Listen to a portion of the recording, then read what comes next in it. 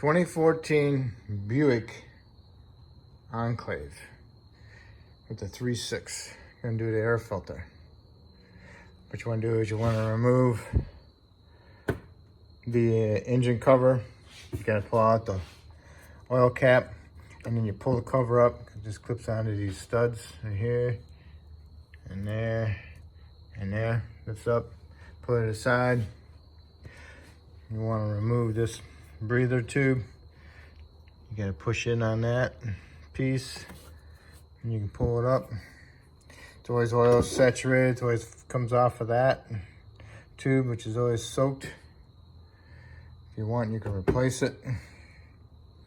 And you got your 8mm hose clamps. 1, 2. Get it loose.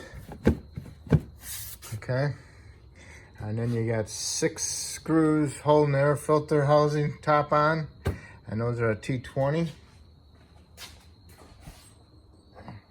This is what the screw looks like. Just take them out.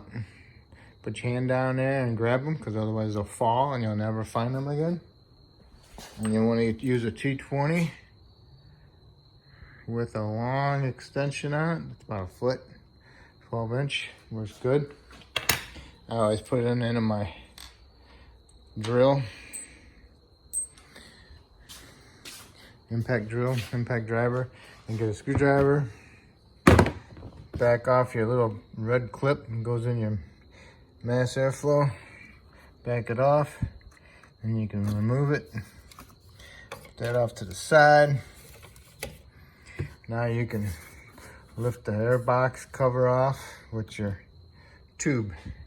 Sometimes you might want to just remove the tube, then you can get the cover off there more easier. Okay, I'm working on it. Comes right out. There's a whole unit. Get it out. You want to inspect it. This side door is the cleanest because it's the intake side. Now the suction side. This is the dirty side. And most of the time, if you're going to take it off, you're going to replace it, because it's a lot of work to get to it. So might as well just replace it. But this baby's dirty. Okay, we'll get a new one. Meanwhile, you might want to get a vacuum and vacuum out inside here, and vacuum out the leaves and dirt, mice poop, or whatever might be in there. Clean all out. Make sure if you use your blowgun, cover up your throttle body so no dirt goes in there. So then now you can got that all clean. You can put your air filter back in. Put your 6 screws on there, snug them up. They only go in plastic. Don't need to get them super tight. Okay. Gonna do the coolant temp sensor.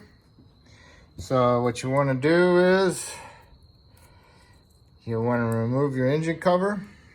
You gotta take your oil cap off, and then you unpull it up from the 3 studs. 1, 2, 3.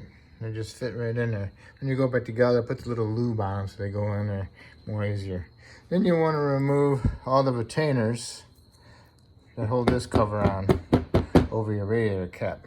And you do that by using the door panel tool. Okay? So we get them all loose, get them all out, put them aside. Don't forget to pull these up on both sides. There's 2 clips on both sides. And don't forget. And then we'll get to the cap. Okay, you put the filter in there, and you take the whole housing, stick it inside here, you know, like this. Get it around your, might want to take that off too, might helps out. Take the reservoir cap off. Once you get this in there, and you can line up your intake tube, put it on, make sure it pushes in all the way. And then put your hand down here in the bottom and guide the top with the bottom. It's kind of like move it around a little bit and make sure upper piece drops over the air filter, and make sure it's not sticking out anywhere. Go around, make sure all these hoses are tucked out of the way, not stuck in there. And then when it's on there nicely, it will sound like that. Okay, So now you can go around and put your little screws in and snug them up. Don't only thread in the plastic. So just snug them up. Okay, you got all your air filter screws back in. Find your connector for your mass airflow. Plug it back in. Put your breather tube back on. Connect it to the valve cover hose. It's all saturated. Okay. Tighten your hose clamp up, and then you're done.